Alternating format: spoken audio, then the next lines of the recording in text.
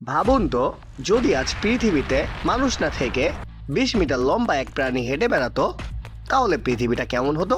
অবিশ্বাস্য হলেও সত্যি, এমন একটা সময় ছিল যখন পৃথিবীর আসল শাসক ছিল মানুষ নয়, ডাইনোসর। তারা টিকে ছিল প্রায় 165 মিলিয়ন বছর। তুলনা করে দেখুন, আমরা আধুনিক মানুষ পৃথিবীতে আছি মাত্র প্রায় 3 লক্ষ বছর। অর্থাৎ ডাইনোসররা মানুষের তুলনায় 5 শতাধিক গুণ বেশি সময় এই পৃথিবীর রাজা ছিল।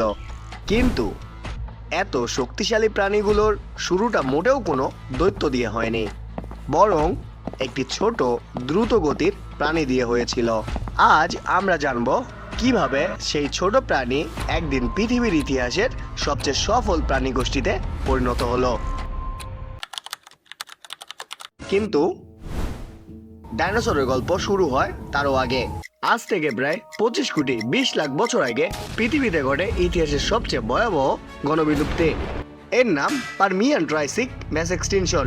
বিজ্ঞানীরা একে বলেন দ্য গ্রেট ডাইং। ভাবুন, সমুদ্রের 90%-এরও বেশি প্রজাতি বিলুপ্ত হয়ে যায়, স্থলভাগেরও অধিকাংশ প্রাণী হারিয়ে যায়। পৃথিবী যেন এক মুহূর্তে প্রাণহীন হয়ে পড়ে।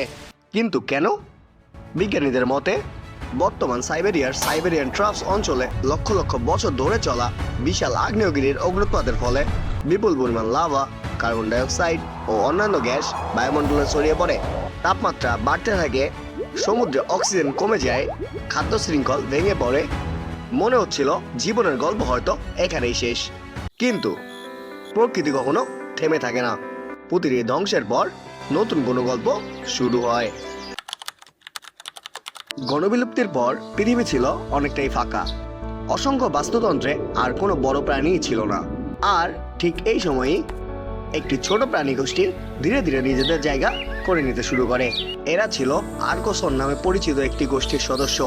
এই আর্কসর গোষ্ঠী থেকেই পরে বিবর্তিত হয় কুমিরের পূর্বপুরুষ, উড়ন্ত টেরোসর এবং ডাইনোসর।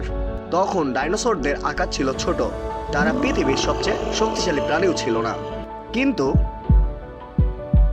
তাদের শরীরে এমন কিছু বৈশিষ্ট্য ছিল যা ভবিষ্যতে তাদের অন্য সবার থেকে এগিয়ে দেবে।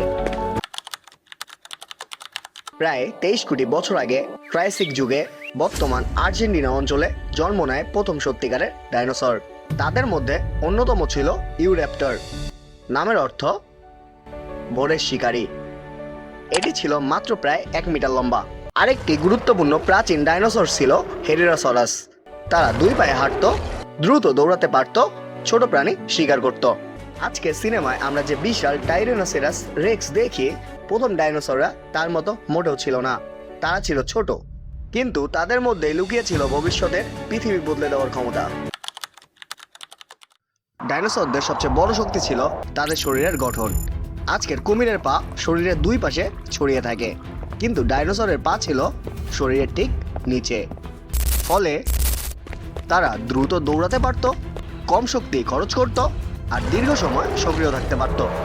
এটাই তাদের সবচেয়ে বড় সুবিধা হয়ে ওঠে। তারপর প্রায় 20 কোটি 10 লাখ বছর আগে ট্রায়াসিক যুগের শেষে পৃথিবীতে আবারও একটি বড় গণবিলুপ্তি ঘটে। ডাইনোসরদের অনেক প্রতিদ্বন্দ্বী প্রাণী বিলুপ্ত হয়ে যায়, আর ঠিক সেখান থেকেই শুরু হয় ডাইনোসরদের উত্থান। এখন পৃথিবী প্রায় তাদের জন্য পুরোপুরি উন্মুক্ত।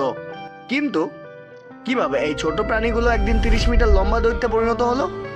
কিভাবে জন্ম নিল ব্রাসিওসরাস, স্টেগোসরাস আর পৃথিবীর সবচেয়ে ভয়ঙ্কর শিকারীদের একজন টাইরানোসরাস রেক্স? সেই অবিশ্বাস্য গল্প জানবো আমরা পরবর্তী পর্বে। আজকের প্রশ্ন: ডাইনোসরদের এমন কোন বৈশিষ্ট্য ছিল যা একদিন তাদের পৃথিবীর শাসক হতে সাহায্য করেছিল? পুরো বাক্যে উত্তর লিখুন। সঠিক উত্তরদাতাদের মধ্য থেকে লটারির মাধ্যমে একজন পাবেন 250 টাকা। শুভকামনা।